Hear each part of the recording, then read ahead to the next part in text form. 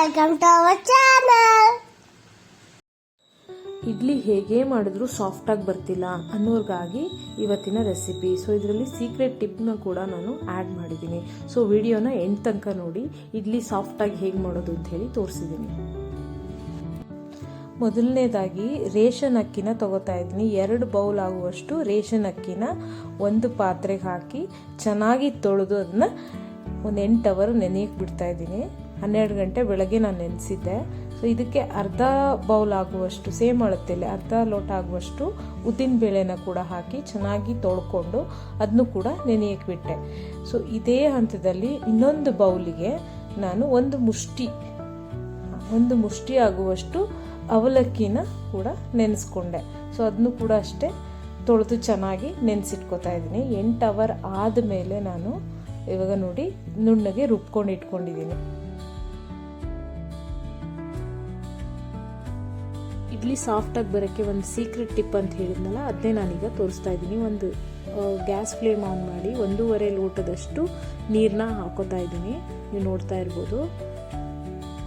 ಇದಕ್ಕೆ ಒಂದು 5 ರಿಂದ 6 ಸ್ಪೂನ್ ಆಗುವಷ್ಟು ಅಕ್ಕಿ ಹಿಟ್ಟನ್ನ ಹಾಕೋತಾ ಇದ್ದೀನಿ. ನೋಡ್ತಾ ಇರ್ಬೋದು. ಇದು ಒಂದು ಸ್ವಲ್ಪ ಪೇಸ್ಟ್ ಥರ ಕನ್ಸಿಸ್ಟೆನ್ಸಿ ಬರಬೇಕು. ನೀವು ಅಳತೆ ನೋಡಿಕೊಂಡು ನೀರೆಷ್ಟು ಹಾಕ್ತೀರಾ ಅದಕ್ಕೆ ತಕ್ಕಷ್ಟು ನೀವು ಅಕ್ಕಿ ಹಿಟ್ಟನ್ನ ಹಾಕೋಬೇಕು. ಸೊ ನೋಡ್ತಾ ಇರ್ಬೋದು. ಇದು ಗಟ್ಟಿ ಆದಮೇಲೆ ನಿಮಗೆ ಪೇಸ್ಟ್ ಥರ ಬರುತ್ತೆ. ನೋಡ್ತಾ ಇರ್ಬೋದು. ಚೆನ್ನಾಗಿ ಇದನ್ನು ಮಿಕ್ಸ್ ಮಾಡ್ಕೋಬೇಕು. ಇರಬಾರ್ದು, ಆ ಥರ ಮಿಕ್ಸ್ ಮಾಡ್ಕೋತಾ ಇದ್ದೀನಿ. ಸ್ವಲ್ಪ ಒಂದು 5 ನಿಮಿಷ ಆಗುತ್ತೆ ಇದು ಮಾಡೋಕ್ಕೆ. ನೋಡಿ ಯಾವ ಥರ ಪೇಸ್ಟ್ ಥರ ಬಂತು. ಇದು ಆರಿದ್ಮೇಲೆ ಇನ್ನೂ ಗಟ್ಟಿ ಆಗುತ್ತೆ. ನಸು ಬೆಚ್ಚಗೆ ಇರುವಾಗ ನಾವು ಅಕ್ಕಿ ಮತ್ತು ಉದ್ದಿನಬೇಳೆ, ಅವಲಕ್ಕಿ ಈ ಮಿಶ್ರಣಕ್ಕೆ ಇದನ್ನ ಆ್ಯಡ್ ಮಾಡ್ತಾ ಇದ್ದೀನಿ. ನೆನ್ಪಿಟ್ಕೊಳ್ಳಿ, ನಸು ಬೆಚ್ಚಗಿರುವಾಗ ಆ್ಯಡ್ ಮಾಡಬೇಕು. ರಾತ್ರಿನೇ ಇದನ್ನು ಕಲಸಿ ಇಡಬೇಕಾಗತ್ತೆ.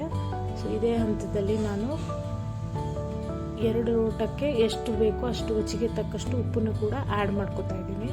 ಸೊ ಇದನ್ನು ಚೆನ್ನಾಗಿ ಕಲಿಸ್ಬೇಕು. ಕೈಯಲ್ಲಾದರೂ ಕಲಸಿ ಅಥವಾ ಸ್ಪೂನಲ್ಲಾದರೂ ಕಲಸಿ ಇದು ಚೆನ್ನಾಗಿ ಹುದುಗ್ ಬಂದ ನಂತರ ಬೆಳಗ್ಗೆ ನಾನು ಒಂದು 3/4 ಸ್ಪೂನ್ ಆಗುವಷ್ಟು ಸೋಡಾನ ಆ್ಯಡ್ ಮಾಡ್ಕೊತಾ ಇದ್ದೀನಿ. ನೀವು ನೋಡ್ತಾ ಇರ್ಬೋದು. ಸೊ ಸೋಡಾ ಚೆನ್ನಾಗಿ ಮಿಕ್ಸ್ ಆದ ನಂತರ ಒಂದು 10 ರಿಂದ 15 ನಿಮಿಷ ಅದೇ ಥರ ಬಿಟ್ಟಾದಮೇಲೆ ಇಡ್ಲಿನ ಹಾಕ್ಕೊಂಡೆ. ಒಂದು 20 ನಿಮಿಷ ಬೇಯಬೇಕು ಇಡ್ಲಿ. ಬೇಯ್ದಾದ ನಂತರ ಸಾಫ್ಟಾದ ಸ್ಪಾಂಜಿಯಾದ ಇಡ್ಲಿ ರೆಡಿಯಾಗಿತ್ತು. ತುಂಬಾ ಸಾಫ್ಟಾಗಿ ಬರುತ್ತೆ ನೋಡಿ. ಈ ಥರ ಎದ್ದ ತಕ್ಷಣವೇ ನೋಡಿ ಇಡ್ಲಿ ಎದ್ಬಿಡ್ತು. ಆ್ಯಂಡ್ ಈ ಥರ ನಿಮಗೆ ಕಟ್ ಮಾಡಿದ್ರೆ ಗೂಡಾಗಿ ಇತ್ತು. ಈ ಥರ ಗೂಡಾಗಿದ್ದರೆ ಇಡ್ಲಿ ನೀವು ಸಾಂಬಾರು ಡಿಪ್ ಮಾಡಿದಾಗ ತುಂಬ ಟೇಸ್ಟ್ ಚೆನ್ನಾಗಿರುತ್ತೆ. ನಾನು ಇದನ್ನು ಸಾಂಬಾರು ಮತ್ತು ಚಟ್ನಿ ಒಟ್ಟಿಗೆ ಸರ್ವ್ ಮಾಡಿದ್ದೆ. ತುಂಬಾ ಚೆನ್ನಾಗಿತ್ತು. ಸೊ ಈ ಟಿಪ್ನ ನೀವು ಫಾಲೋ ಮಾಡಿ. ಇಡ್ಲಿ ಮಿಸ್ ಆಗದೆ ಸಾಫ್ಟಾಗಿ ಬರುತ್ತೆ. ಸೊ ಯಾರೆಲ್ಲ ಸಬ್ಸ್ಕ್ರೈಬ್ ಆಗದೆ ನೋಡ್ತಾ ಇದ್ದೀರಾ, please subscribe channel, like, share and subscribe to my channel.